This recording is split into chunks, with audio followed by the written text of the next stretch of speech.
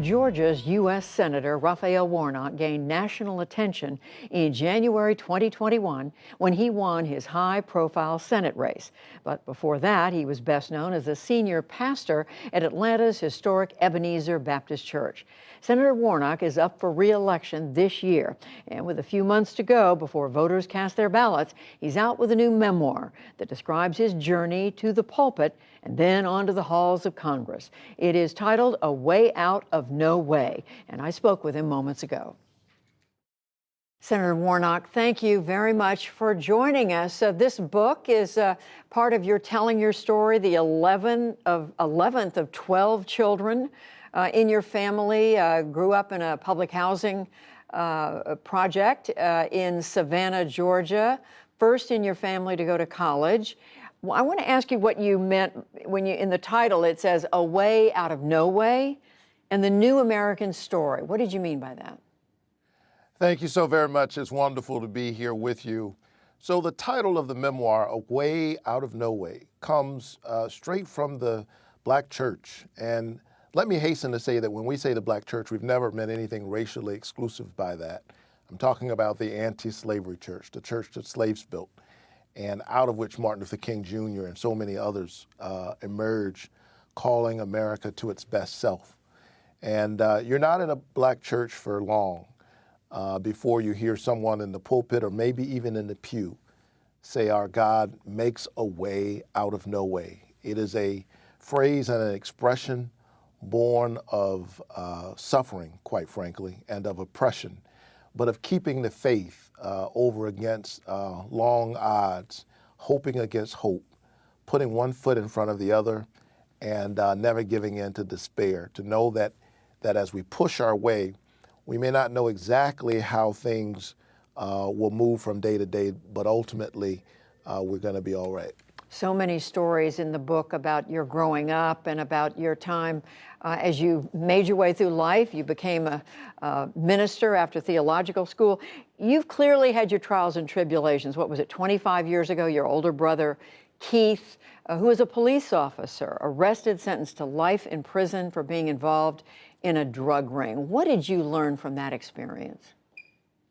Well, indeed, it was one of the darkest and most difficult moments in my family's life, one that we continue to wrestle through. He was released after 22 years of a life sentence, ironically because of COVID and the pandemic and the overcrowding of our prisons in a country where we are 6% of the world's population, we Americans, but we warehouse 25% of the world's prisoners.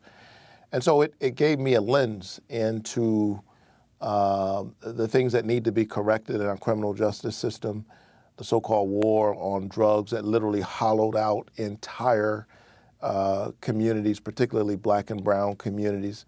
We're seeing it play out now in rural communities with the opioid epidemic. It gave me a kind of compassion and tender heart as a pastor as I dealt with others who were going through the same thing, and it informs my work as a legislator. And you do bring your background as a pastor to the United States Senate. You've served now for a year and a half at a time of historic gridlock in Washington in the Senate. You know, having seen it up close, do you have a formula for how to break through that gridlock?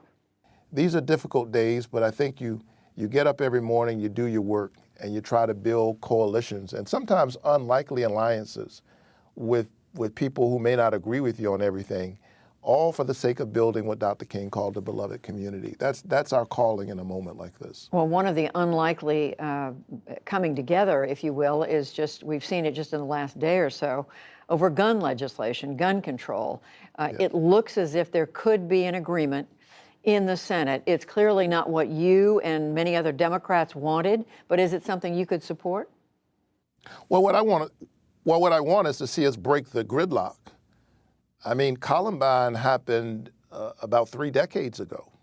Think about that. We have adults in America who, for them and their children, they don't remember a world, as I do, when you didn't have to teach kindergartners what to do in the case of an active shooter.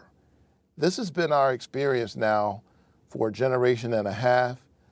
here's what the Senate cannot afford to do, to wash our hands of the issue and say we can't do anything.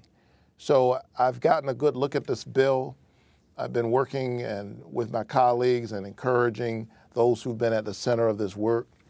And this is a good moment. We're going to save lives when we pass this legislation, and I think lay the foundation for figuring out what else we can do for the American people together. Another issue before the country right now, Senator, is the high cost of gasoline. As you know, President Biden today announced a 3-month suspension of the federal gas tax. You'd been asking for a suspension through the end of the year. Is this something you can support?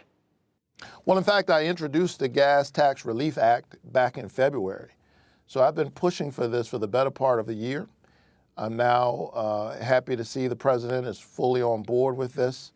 And I can tell you that for consumers in Georgia, hardworking families trying to work it out, this can't come soon enough, and I hope we can get this done sooner than later.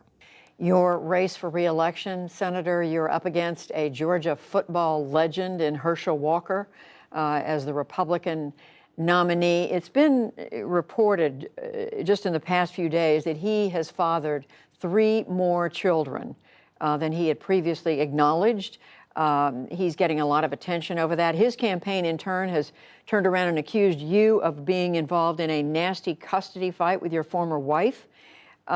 This has gotten down and dirty quickly, hasn't it?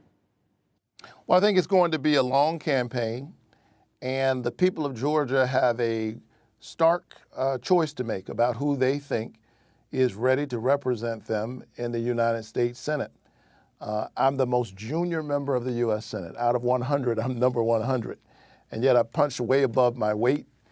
We passed a bipartisan infrastructure bill.